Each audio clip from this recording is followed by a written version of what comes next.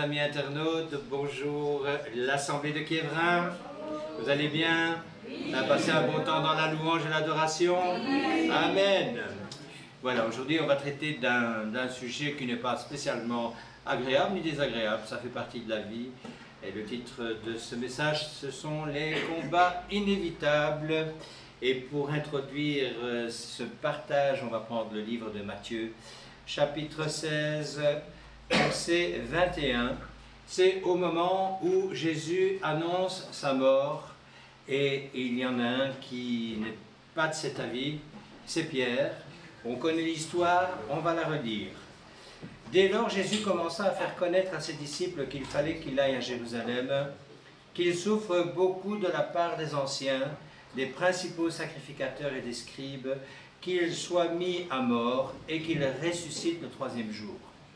Pierre, l'ayant pris à part, se mit à le reprendre et dit « À Dieu ne plaise, Seigneur, cela ne t'arrivera pas. » Mais Jésus, se retournant, dit à Pierre, « Arrière de moi, Satan, tu mets en scandale car tes pensées ne sont pas les pensées de Dieu, mais celles des hommes. » Alors Jésus dit à ses disciples, « Si quelqu'un veut venir après moi, qu'il renonce à lui-même, qu'il se charge de sa croix et qu'il me suive.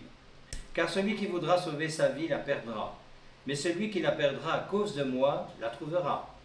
Et que servirait-il à un homme de gagner tout le monde s'il perdait son âme, ou que donnerait un homme en échange de son âme? » La bonne question, et nous connaissons tous la réponse, mais c'est pas parce qu'on connaît la réponse que c'est si simple.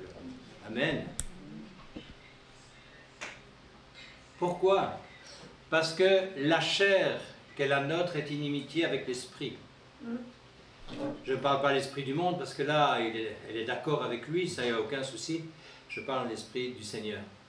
Et c'est un combat incessant qui nous amène aux disputes, au combat, je dirais, inévitable que notre nature profonde pécheresse, même si Jésus a tout accompli pour qu'elle soit annihilée, en tout cas cachée en lui vis-à-vis de Dieu et qui nous permet l'entrée à la vie éternelle, la chair est toujours là. Amen.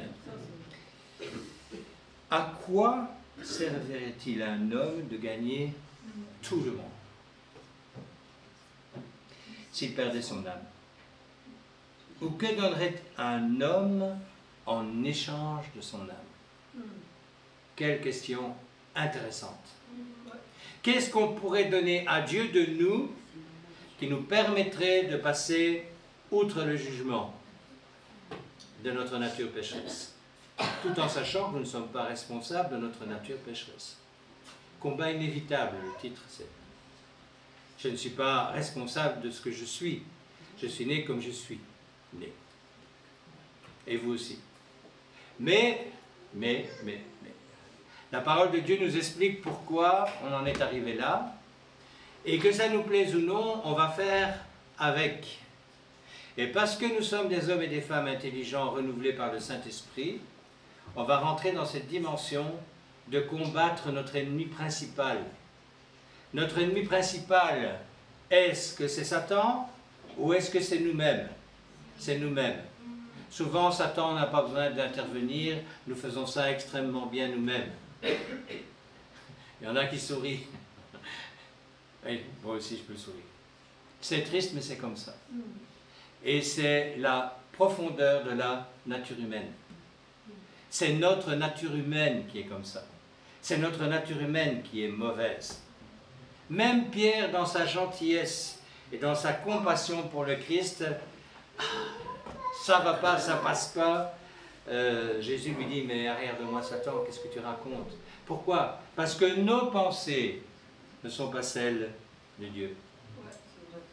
Même celles qui semblent les plus pures. On fait des choses que nous ne devrions pas faire par amour, entre guillemets. On fait des choses que nous devons faire, alléluia, simplement parce que l'Esprit est là pour nous rappeler qu'on n'est pas là pour plaire aux hommes, d'abord à nous-mêmes en tant qu'hommes, vous comprenez ce que je veux dire, mais à Dieu. Il y en a un qui avait compris ça. Et on en a déjà parlé de lui. Très souvent ici, c'est David. Et quand j'ai préparé ce message, il y a quelque chose qui m'est venu à l'esprit tout de suite, des images de David que j'ai jamais vues. Pourtant, j'ai prêché beaucoup de fois sur David. Mais je voudrais partager quelque chose avec vous d'important aujourd'hui. La victoire, elle est en nous. Amen, ça tout le monde sait dire, et on doit dire Amen, mais à une seule condition quand même. C'est d'avoir ce qu'il faut en nous pour l'avoir, cette victoire. Parce que ce n'est pas uniquement des paroles qui vont faire que nous allons avoir la victoire. Tout à l'heure, dans la parole de connaissance d'Antoinette, il y avait quelque chose qui était tout à fait particulier. Dieu s'adressait à une personne particulièrement. Et ce que je vais dire aujourd'hui, ce que je vais partager avec vous aujourd'hui, concorde avec cette parole. Le Seigneur, à un moment donné, nous a donné ce qu'il fallait pour que nous soyons victorieux. Mais si nous n'employons pas ce qu'il nous a donné pour être victorieux, on a beau connaître, on ne sera jamais victorieux. Il faut mettre en pratique. David, il est appelé le guerrier du Seigneur. On va prendre un Samuel, chapitre 17. Et je vais vous lire à partir du verset 1 jusqu'au verset 11.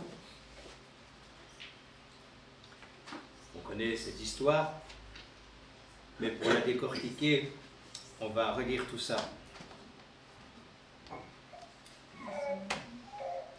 Donc c'est 1 Samuel 17 et je commence à partir du verset 1.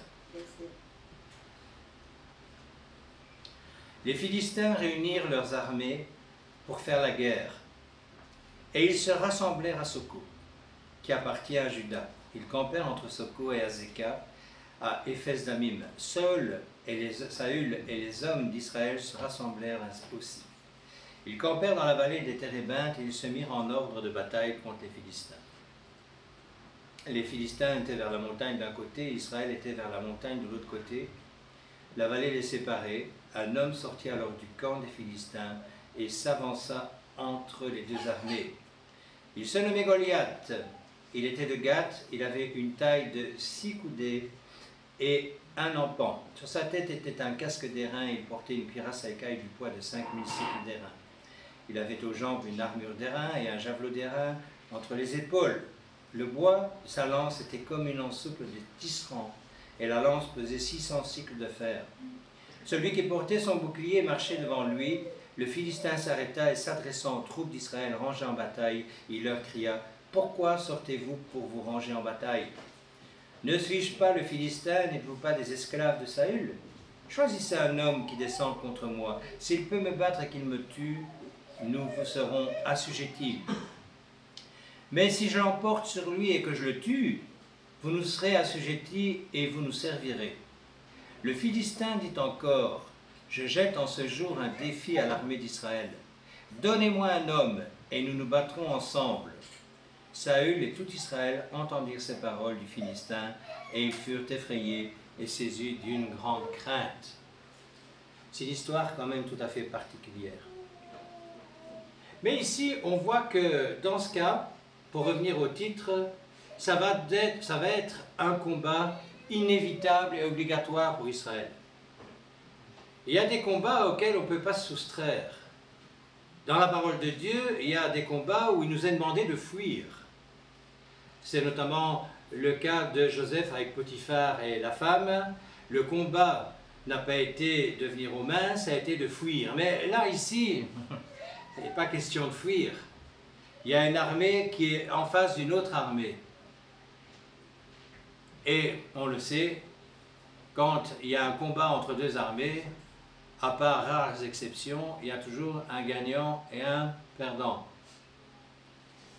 Et ici, dans cette armée-là, des Philistins, il y a un homme tout à fait exceptionnel qui sort des rangs.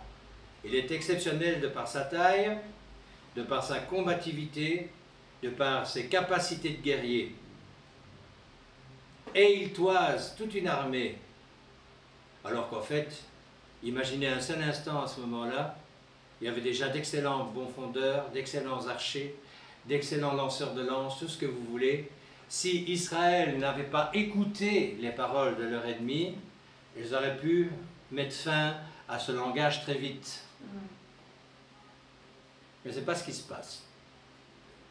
Israël préfère écouter un homme et commence à trembler devant cet homme. Écoutez-moi bien. Ils se sont trompés de Dieu. Au lieu d'avoir la crainte du Dieu qui pouvait les aider, ils ont eu la crainte d'un Dieu humain qui pouvait les détruire. Et souvent, nous, dans nos combats, c'est comme ça qu'on fait. On préfère écouter ce qui nous ennuie que de croire en ce que Dieu nous a promis.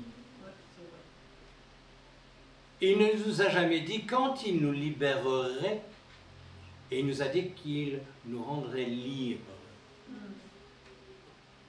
Il ne nous a jamais dit quand il nous sortirait de nos problèmes, il nous a dit qu'il le ferait si nous avions la foi comme un grain de sénévé.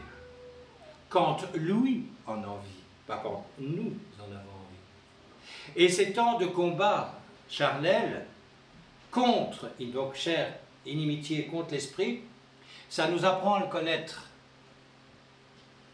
Et normalement, ça doit nous apprendre à plier le genou, à lui dire merci. Parce qu'il fait des choses que nous, en tant qu'êtres humains, nous ne pourrions pas faire. Mais il se sert de nous pour les faire, afin que nous soyons glorifiés, afin que lui soit glorifié. On vit dans un monde complètement injuste. Amen. Mais lui ne l'est pas. Et si nous faisons partie de son royaume, dans ce monde parfaitement injuste où nous habitons, il fera la différence avec nous, s'il est en nous, afin que lui soit glorifié. Combien de fois il ne sort pas de nos ennuis et on est tout juste reconnaissant. À la limite, c'est normal, on le méritait. On ne mérite rien du tout. Quelle est la différence entre ceux qui connaissent Dieu et ceux qui ne le connaissent pas, qui sont dehors? Quelle est la différence? La différence, c'est que ceux qui le connaissent, s'ils mettent en pratique ce qu'ils connaissent, voient la différence. Et cette différence se voit aussi pour ceux qui ne connaissent pas Dieu. Et c'est à ce moment-là qu'on peut rentrer dans la dimension de l'évangélisation qui porte du fruit. Pourquoi? Parce qu'ils voient la différence. Si je suis ici aujourd'hui devant vous, c'est parce qu'un jour, j'ai vu des gens qui ont fait la différence. Et quand je les ai vus, entendus, écoutés, je me suis dit, ces gens-là ont quelque chose que moi je n'ai pas. Et j'ai voulu connaître cette chose-là, parce qu'ils avaient une différence. C'est pour ça que les combats que sont les nôtres doivent être des combats de victoire, afin que le Seigneur soit glorifié. David, c'est ce qu'il a fait. On voit quelque chose de particulier quand même. On voit que ce que Goliath fait terrorise les Israéliens, alors qu'ils ont déjà gagné une multitude de combats. Ils ont déjà vu la main du Seigneur dans plein de choses. Mais non, ils n'ont encore pas compris.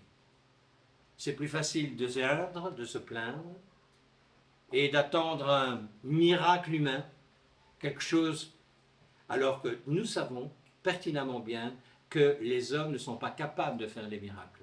Amen. C'est Dieu qui les fait, les miracles. À travers nous, certes, mais c'est lui qui les fait, pas nous. Amen. Saül, qu'est-ce qu'il fait? Écoutez bien ce qu'il fait. Il évalue la situation comme un non-croyant. Là, il est comme un chef de guerre. Quand même 600 000 hommes, hein. Je ne sais pas si vous voyez un peu ce que ça représente. Part et d'autre, 600 000 hommes, mais les Philistins sont beaucoup plus nombreux qu'Israël. Mais ça n'a pas d'importance, puisqu'ils ont gagné combien de combats où ils étaient en nombre même bien plus limité encore. Mais non, Saül oublie qui il sert et pourquoi il est roi. Il a été choisi roi pour glorifier Dieu. Mon frère, ma soeur, tu as été choisi, tu es élu pour glorifier Dieu. Alléluia. C'est une réalité. Pas pour te glorifier toi, pour glorifier Dieu. Mais ça, lui, il l'a oublié. Et calcule. Et il calcule par rapport à quoi? Une réalité du terrain? Même pas. Il calcule par rapport à une propagande ennemie. Vous savez, les Allemands, ils lâchaient des petits papiers pendant 40-45.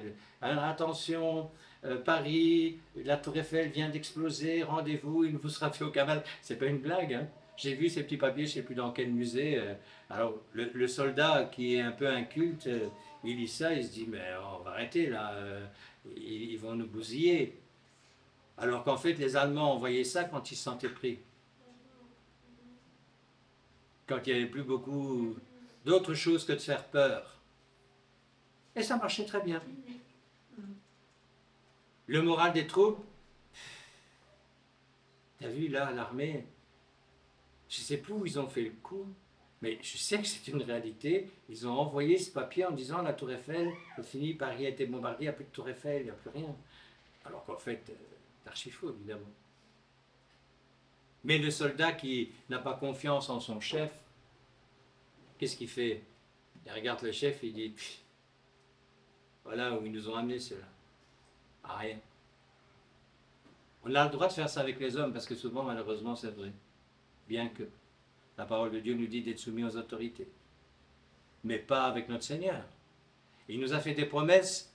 Il a dit que nous serions victorieux dans nos combats. Pourquoi? Parce que ces combats, il les a tous accomplis. Pourquoi? Il a été tenté en toutes choses. Et croyez-moi, pire que nous. Ça a dû être quelque chose, les 40 jours dans le désert. Mais ce qui a dû être surtout quelque chose, c'est quand il s'est retrouvé face à notre ennemi commun. Parce qu'il était épuisé, sa nature humaine était épuisée. Et comme toute nature humaine, elle avait envie d'avoir à boire, de manger, de se reposer, de se laver, d'être tranquille. Et dans ce désert, il y en a un qui se pointe avec une capacité de lui donner tout ce qu'il veut instantanément, à une seule condition. Il lui dit, adore-moi. Et tout ce que je possède, plus cela ne ment pas, ce que Dieu le lui a donné, la terre pour le moment, je te le donne. Et croyez-moi, les images, elles ont dû défiler. Il a été capable de dire non. Et c'est à partir de ce moment-là qu'on voit le miracle de Dieu. Là, Dieu lui a envoyé des anges pour le servir. On a des efforts à effectuer. Et je suis certain que si ce message, je pense que ça ne m'a même pas pris une demi-heure pour le préparer. Tellement les choses étaient claires, tellement les choses venaient facilement, où je visionnais ce que Dieu voulait dire. On doit rentrer dans cette dimension, frères et sœurs, d'enfin faire ce qu'il nous est demandé en Éphésiens, c'est de revêtir l'armure et d'aller combattre. On ne combat pas dans cette assemblée. Il y en a certains qui combattent, mais pas beaucoup. Et ce que Dieu attend, c'est des combattants. Pourquoi? On est à la fin des temps, vous ne voyez pas ce qui se passe autour de nous. On va attendre quoi pour s'entraîner? On va attendre quoi pour devenir des vrais soldats? Que l'ennemi soit dans nos portes? Il y est déjà. Nous n'avons pas à nous battre contre la chair et le sang, mais contre les dominations, princes des ténèbres, etc. Vous connaissez ce verset. Mais maintenant, il faut le faire. Il faut vraiment rentrer dans cette dimension-là. Ce qu'il a fait, David. David, il a été à l'encontre de tout ce qui est humainement acceptable. C'était un gamin. Un gamin, un berger. Souvent, on ne comprend pas, bon, on va lire le reste, mais mettez-vous à la place de Saul, qui se trouve dans une situation quand même qui est loin d'être simple. Parce que, voilà, on va prendre donc Samuel 17, verset 16. Le Philistin s'avançait matin et soir, et il se présenta pendant 40 jours. 40 jours, c'est souvent les temps d'épreuve.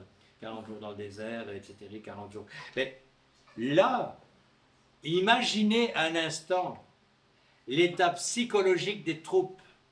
et de Saül. Et puis il y a un gamin qui va arriver, là, qui va dire, ah ben, moi je vais arranger les choses. Saül, je mets à sa place. Le gars, il a dû fondre, mais pas de joie. Seigneur, qu'est-ce qui se passe? Alors, le problème, c'est qu'il n'était plus avec le Seigneur. Et que le Seigneur, il était avec David. Pourquoi? Qu'est-ce qui fait la différence? C'est la foi. David avait la foi en son Seigneur. Il connaissait son Seigneur. Saül, partiellement. Mais il avait oublié que s'il était là, ce n'était pas par ses propres mérites, c'était parce que Dieu l'y avait placé. Et que s'il voulait continuer à avoir cet avantage qu'il a eu tout au long de sa carrière jusque-là, c'est-à-dire c'était un vainqueur, il ne faut pas croire, Saül il a fait les choses. Saül, ce n'était pas n'importe qui, ce n'était pas l'idiot du village.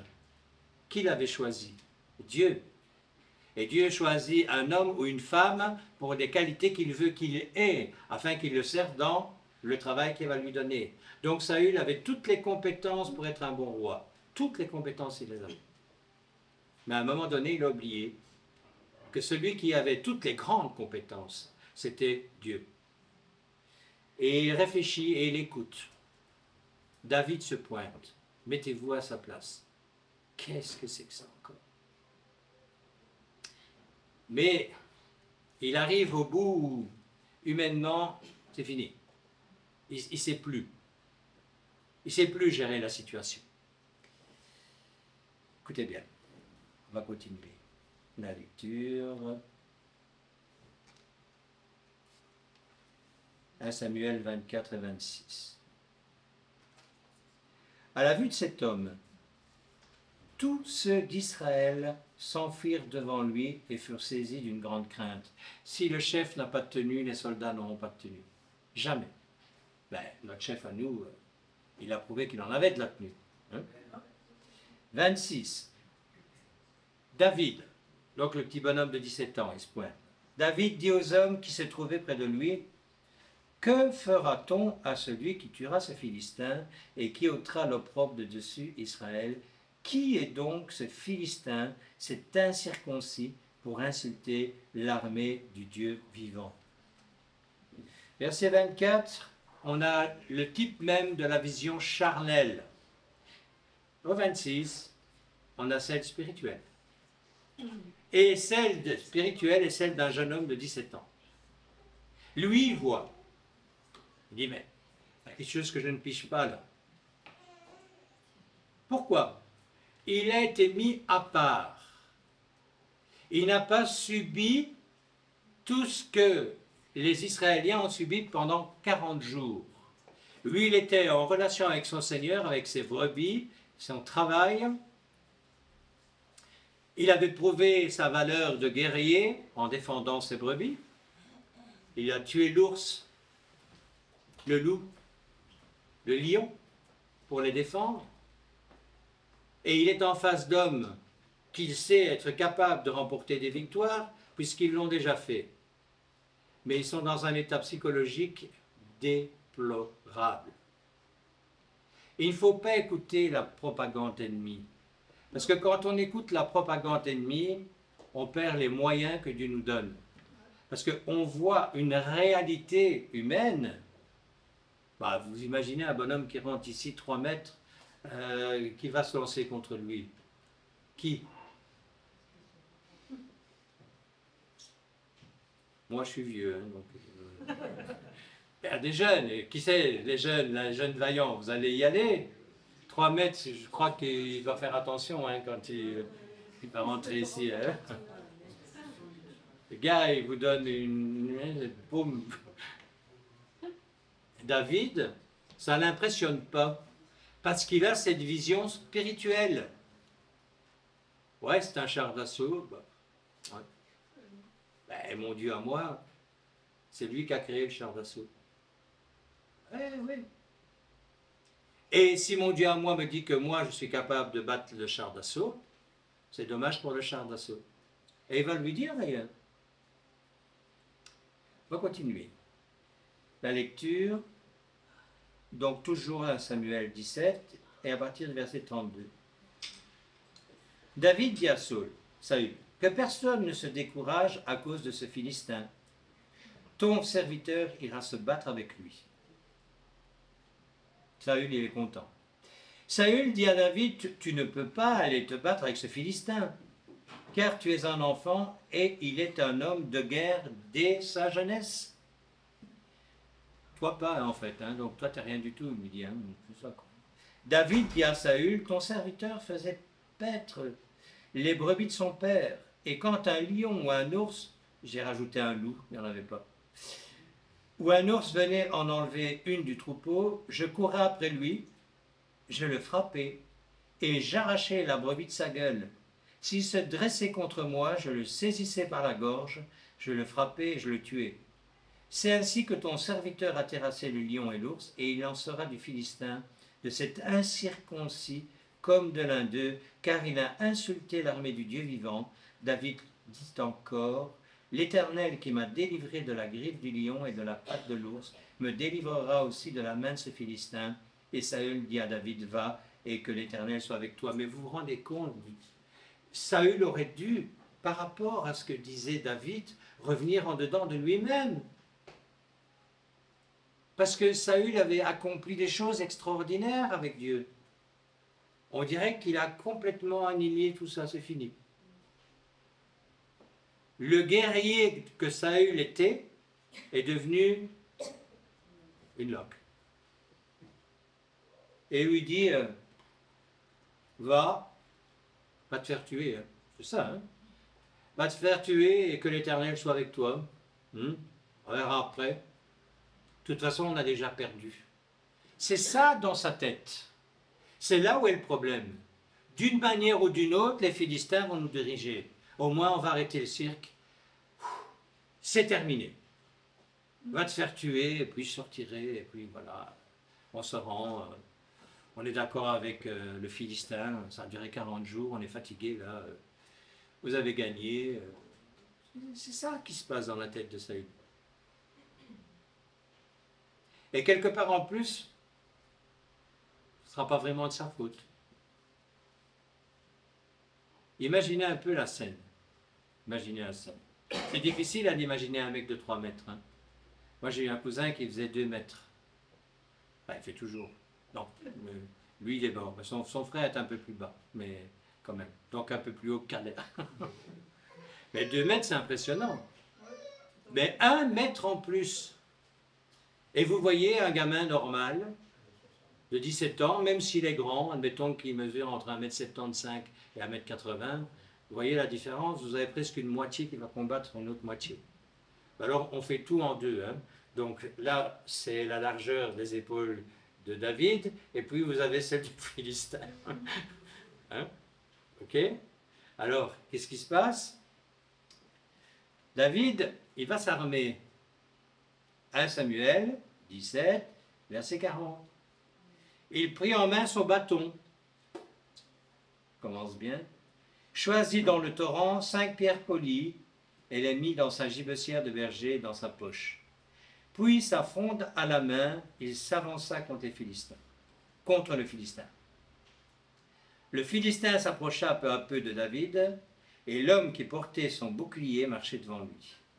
Le Philistin regarda, et lorsqu'il aperçut David, il le méprisa, ne voyant en lui qu'un enfant blond et d'une belle figure. Le Philistin dit à David, « Suis un chien, pour que tu viennes à moi avec des bâtons. » Et après l'avoir maudit par ses dieux, il ajouta, « Viens vers moi, et je donnerai ta chair aux oiseaux du ciel et aux bêtes des champs. » Toujours la même propagande, toujours le même discours. Pourquoi? C'est ce que notre ennemi fait avec nous. Je suis plus fort que toi, tu es vaincu. Tu te vois, tu me vois. Comment peux-tu imaginer un instant que tu vas me battre? D'ailleurs, tu me vexes. Est-ce que je suis un chien pour que tu viennes avec moi, contre moi, avec un bâton? Prends au moins une épée, prends au moins, je sais pas, quelque chose qui fait que... En fait, Satan use avec nous exactement de la même ruse, qui est pourtant c'est tellement gros qu'on devrait l'avoir dans nos combats inévitables. Quand on est confronté devant une montagne, la parole de Dieu nous dit que si nous avons la foi pas plus grande qu'un grain de sénévé, nous sommes capables de la déplacer. Mais ça, c'est en théorie. Tant qu'on n'a pas mis en pratique, ce n'est que de la théorie. Il y en a parmi nous qui passent leur code pour conduire. Ils n'ont toujours pas appris à conduire, mais il y a d'abord une théorie qu'il faut apprendre. Après la théorie, on va apprendre à conduire. David, il va faire quelque chose d'extraordinaire.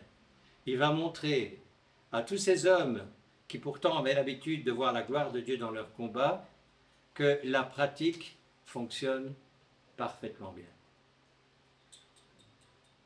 J'imagine la scène. Il faut se mettre à la place des deux camps.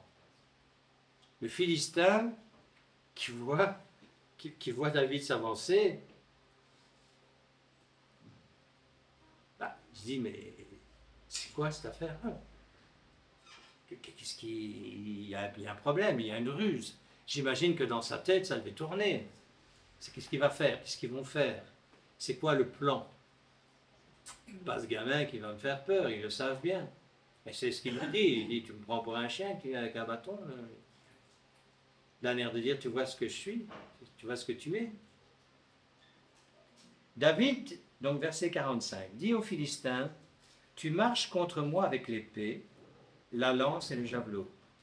Et moi je marche contre toi au nom de l'Éternel des armées, du Dieu de l'armée d'Israël, que tu as insulté. Là, il a son armure, ça c'est sûr et certain, même si elle ne s'appelait pas encore celle qu'on connaît dans Éphésiens. Il a cette armure qui lui permet de savoir qu'il est vainqueur contre le Philistin. Parce qu'il sait que ce n'est pas lui qui va combattre. Il sait que c'est son Dieu qui va combattre dans cette affaire. Et il le dit, aujourd'hui. Donc en fait, il dit aux Philistins, tu as insulté mon Dieu.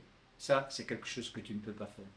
Aujourd'hui, l'Éternel te livrera entre mes mains, et je t'abattrai, et je te couperai la tête. Aujourd'hui, je donnerai les cadavres du camp des Philistins aux oiseaux du ciel et aux animaux de la terre.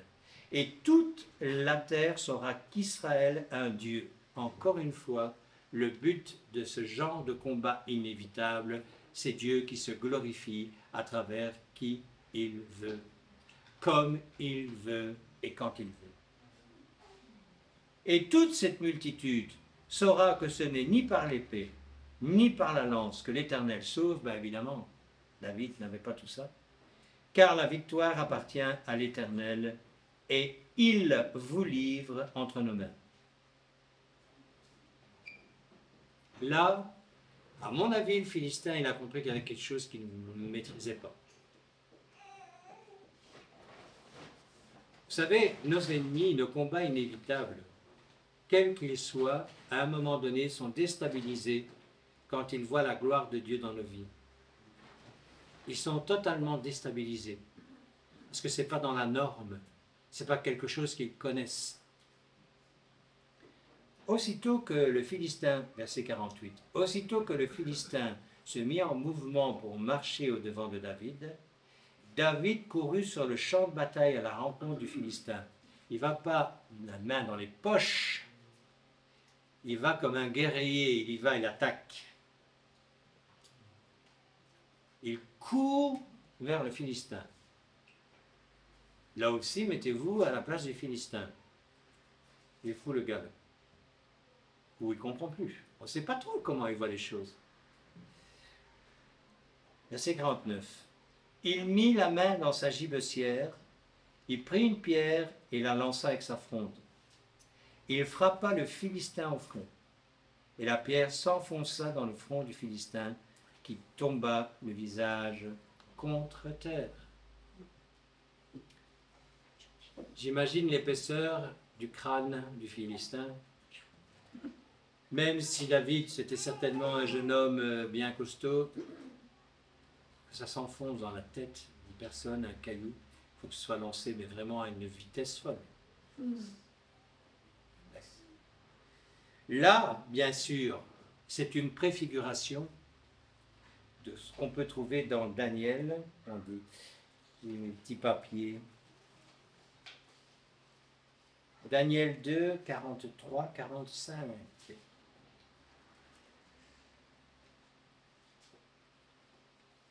Je vous lis. Chapitre 2, verset 43. Tu as vu le fer mêlé avec l'argile parce qu'ils se mêleront par des alliances humaines. Mais ils ne seront point unis l'un à l'autre, de même que le fer ne s'allie point avec l'argile. C'est prophétique de ce qui se passe dans le monde à l'heure actuelle. Dans le temps de ces rois, le Dieu des cieux suscitera un royaume qui ne sera jamais détruit et qui ne passera point sous la domination d'un autre peuple, nous faisons partie de ce peuple-là. Il brisera et détruira tous ces royaumes-là, lui-même subsistera éternellement. C'est ce qu'indique la pierre, c'est Jésus ici en l'occurrence, que tu as vu se détacher de la montagne sans le secours d'aucune main, et qui a brisé le fer, les reins, l'argile, l'argent et l'or. Le grand Dieu a fait connaître au roi ce qui doit arriver après cela. Le songe est véritable et son explication est certaine.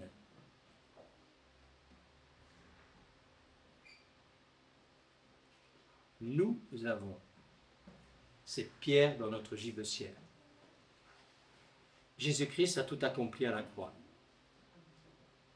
Et dans nos difficultés, dans ce que nous traversons, il attend que nous ayons la même force que celle de David, qui, tout jeune homme, a été capable d'abord d'aller chercher les pierres dans le torrent, de les mettre dans sa gibecière et de croire que ce qu'il avait à sa portée serait suffisant pour vaincre son ennemi.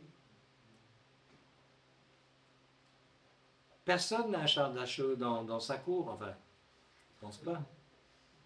Donc si on est attaqué par un char d'assaut, il va falloir qu'on emploie une autre technique. C'est une image, bien évidemment. Mais ne nous laissons pas impressionner par nos situations. Si nous demandons au Seigneur, il nous délivrera toujours. Il n'a pas dit quand. Ça, c'est quand il veut. Souvent, il permet que nous macérions dans nos doutes, jusqu'à épuisement. Tu sais pourquoi il le fait? Pour te montrer que tu es capable de rien du tout. Et pour te montrer que ce qu'il attend, c'est que tu viennes dépendant de lui. Et là, la nature humaine, elle dit, ah non, mais moi, c'est pas comme ça que je vois les choses. Ah ben, tout le monde veut bien Dieu pour le salut, il n'y a pas de problème. Tout le monde veut ah ben, ça, Dieu, quand il donne, c'est formidable. Là, on est content. Mais quand il nous demande de faire des choses qui nous déplaisent, c'est autre chose. Là, on n'est pas présent. Et quand on a des combats, c'est la même chose. On n'a pas envie. Et je sais pourquoi. De plus en plus, on revient à des évangiles où tout est rose et violette dans le royaume des cieux. Le royaume des cieux, il n'est toujours pas implanté ici-bas.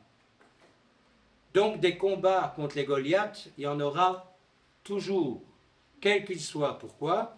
D'abord parce que notre nature humaine est inimitié contre l'esprit. Point. Et quand je dis point, c'est une réalité qu'on ne sait pas changer. Pourquoi?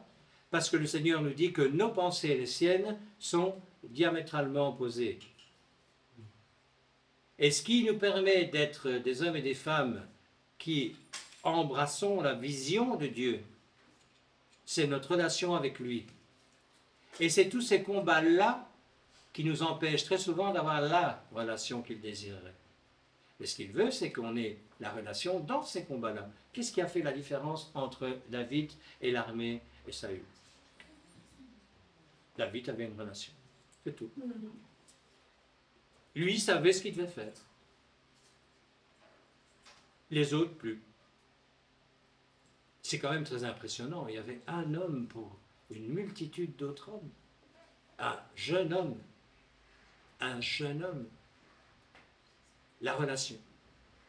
Simplement la relation. C'est impressionnant. Il y a aussi autre chose sur laquelle je voudrais insister. Si on continue la lecture, on voit qu'à un moment donné, quand Goliath est vaincu, il se passe quelque chose. Ce que David a fait va servir à toute l'armée. Il va la galvaniser. Si un gamin a vaincu Goliath, nous qui avons déjà gagné tant et tant et tant et tant de combats, on va gagner ici aussi. Et qu'est-ce qu'ils font? Ils attaquent les Philistins. Et on sait que les Philistins se font ramasser à la petite cuillère. Non seulement il met par terre le Goliath, mais en plus de ça, il amène les autres de nouveau à comprendre que si Louis a réussi à battre Goliath, ce n'était pas par ses propres forces. Là, les Philistins et les Israéliens, ils ont vu. Les Israélites, ils ont vu ce qui se passait. Ils savaient très très bien que David n'était pas capable humainement de battre Goliath. Et ils se sont rappelés instantanément que les autres victoires, ce n'était pas nécessairement par leur force, mais par la volonté de Dieu. Et tous se sont levés et on connaît la suite. Les Philistins ont pris la raclée de leur vie. À nous d'être ces hommes et femmes qui, par notre comportement, amenons les autres, les plus faibles, ceux qui ont des difficultés, à vaincre leur Goliath. Amen.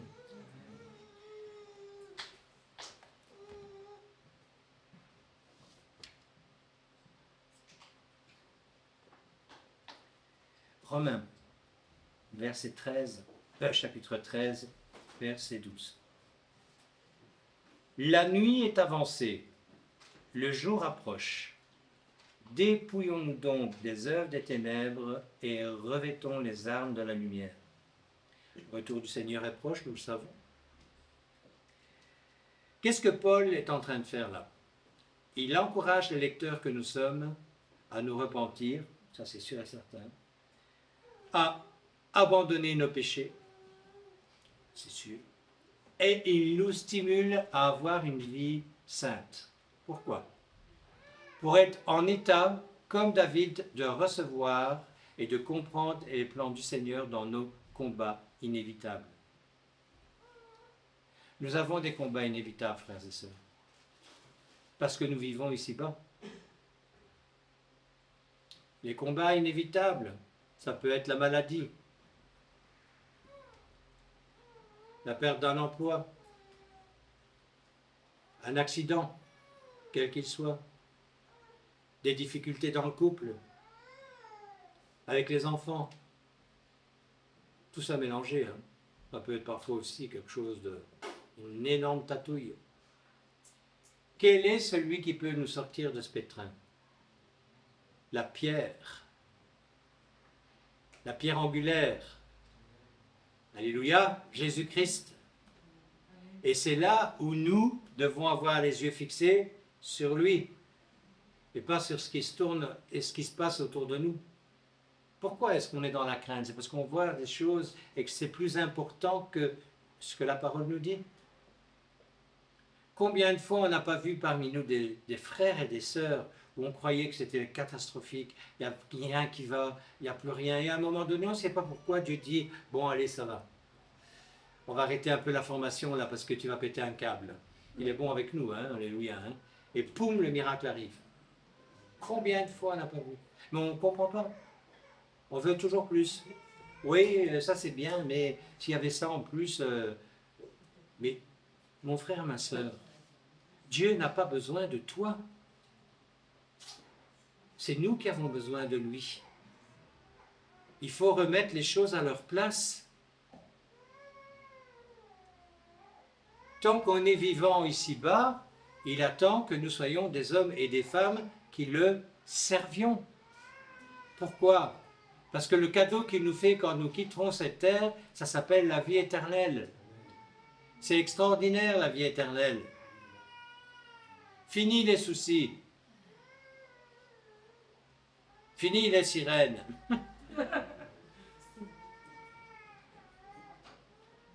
Ah, quand même. Il y a un moment dans nos vies où on doit prendre conscience de ce que je viens de partager avec vous.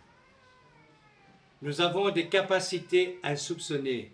Nous avons les mêmes capacités que David a. Mais, si nous les avons, il faut être capable de les démontrer.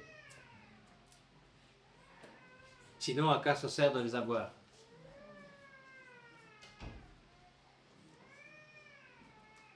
Hein? De la santé, je vous le dis. Hein?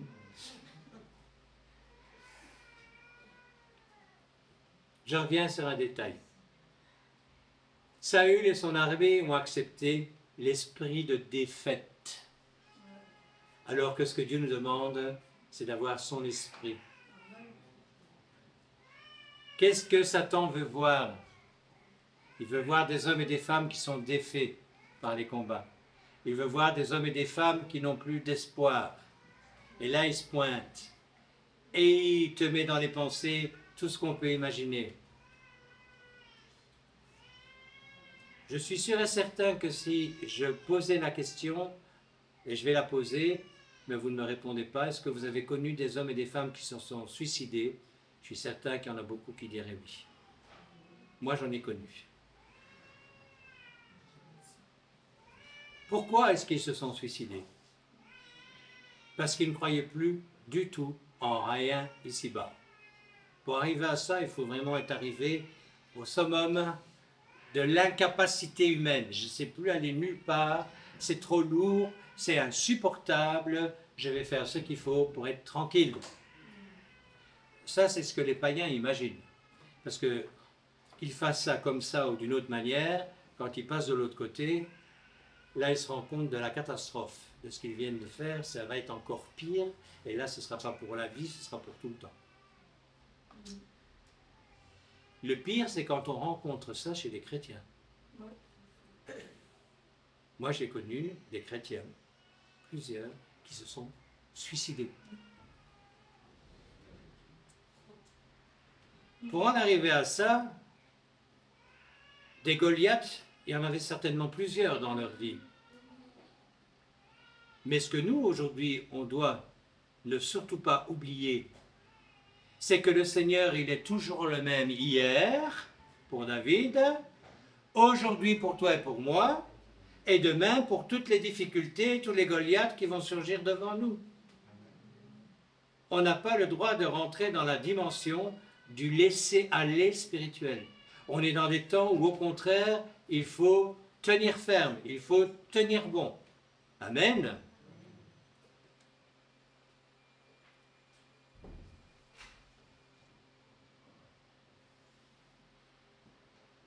Dernier point. Je reviens sur David. Est-ce que vous croyez que David était un fou? Moi, je vous dis qu'il était saint d'esprit et renouvelé par l'esprit. C'est ça la différence entre un homme. Tu peux être saint d'esprit si tu n'es pas renouvelé par l'Esprit Saint. À un moment donné, ta réflexion humaine va être coincée face au problème. Là, David, il avait une telle réelle relation avec le Seigneur qu'il avait une colère, ce qu'on appelle une sainte colère, contre l'ennemi. Il n'a pas vu ses frères et sœurs dans la défaite, il a vu un homme qui osait insulter son Dieu. Et comme il connaissait son Dieu et qu'il avait l'expérience d'avoir défendu ses brebis contre l'ours et le lion, on m'a dit un jour, mais ce n'est pas les mêmes lions qu'en Afrique, même un lynx, tu vas voir, tu peux y aller, je te laisse le bâton et... Toi, un lynx, c'est pas bien grand, hein, c'est pas bien plus grand qu'un chat. Hein. Va déjà attaquer le lynx, tu vas voir, va t'en souvenir. Alors même si c'est un petit lion, voilà. Il savait que Dieu l'avait délivré là, et que normalement un ours, vous imaginez un ours, même si ce n'était pas un grizzly, un ours, il te donne un coup de patte, tu es ouvert en deux. Il a une force colossale, ces animaux. Ça, il se souvenait. Dieu lui avait permis d'être entraîné. Et Parce qu'il était saint d'esprit, il savait très bien que même quand il délivrait ses brebis du lion ou de l'ours, c'est parce qu'il y avait Dieu avec lui. Qu'est-ce qu'il a fait? Bah, c'était une montagne un peu plus grande que le Philistin. Mais il ne s'est pas sauvé, il a fait face, il y est allé. Et la bonne nouvelle, il a gagné. Amen. Nous sommes des vainqueurs en Jésus-Christ, si nous le croyons. Voilà, frères et sœurs, j'espère que ce partage vous a fait du bien. Je vous souhaite une très bonne semaine pour les amis internautes et pour les frères et sœurs de l'Assemblée de l'eau vive. Je rappelle que nous avons notre réunion de prière ce lundi à 20 h et notre réunion d'enseignement avec Jacques Colland ce mercredi à 19 h 30. Soyez bénis et à très bientôt.